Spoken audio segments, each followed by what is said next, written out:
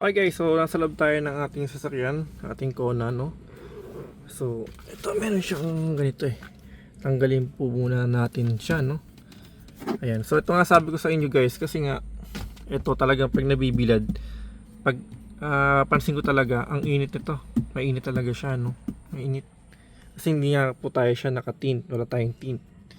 So, yun nga po, naghanap tayo ng medyo pwede nating magamit na yun nga, absorber or matte, para naman yung ating dash, tawag bang tama ba tawag na dito, dash is maprotektahan sa matinding init na yung pwede nating ilagay dito na nag-absorb, ganun, tama ba? Pwede siya mag-absorb ng init. Uy, ano ba to? I don't know kung gumagana pa ba yung GPS na yun, kung sakto ba. Okay, so hanggang ayan, sakto, eto yun. So dun siya, ito yung part na to, kukunin lang natin yung bends nito, bends nyan. Uy, mukha naman siya guys, ito yung ilaw, no? Mukha naman siyang sakto, no? Uy, oo nga pala, patay tayo dito kasi matatakpan yung ating yun na kasi sabi ko. So meron tayong ano dito eh, yung pinaka parking sensor niya, ayun, natakpan na dun sa dulo. Nakadat pala, no? Pero pwede naman tanggalin din yun pagka gustong silipin siguro. So yan, kung sakto ba, almost fit naman siya. Hindi naman yung talagang saktong sobra or no. Mukhang okay lang naman siya talaga. Ayan, all goods naman, no? Yun nga lang, hindi ko alam kung ayos pa tingnan. Punta tayo sa kabila nga pala para mas maayos natin. Pero ito siya, no? Ayan, tingnan nyo naman guys kung okay ba. Ayan.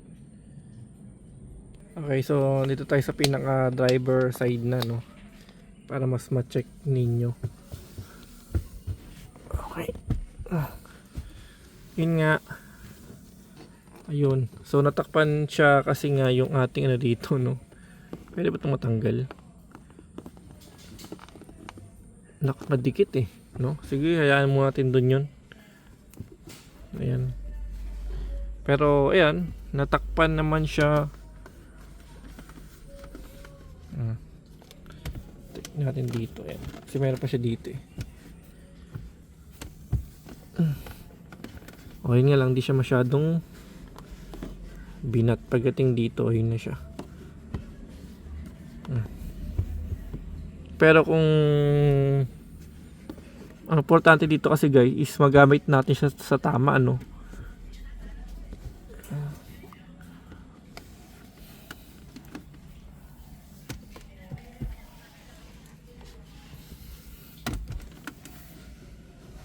Ayan, mukha naman siyang goods, no. Ayan. Ayan. Okay, so lagyan natin tong ano natin. Ay, mamaya na pala. Unang ko muna siya ng picture. So may mga goma tayong ganito, ay walang magagamit pa natin. So, pero ayan, no. Kita naman.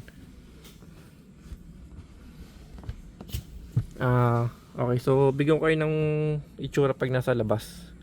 Okay, so ito yung itsura pag nasa labas. Actually, nagre-reflect lang, sorry.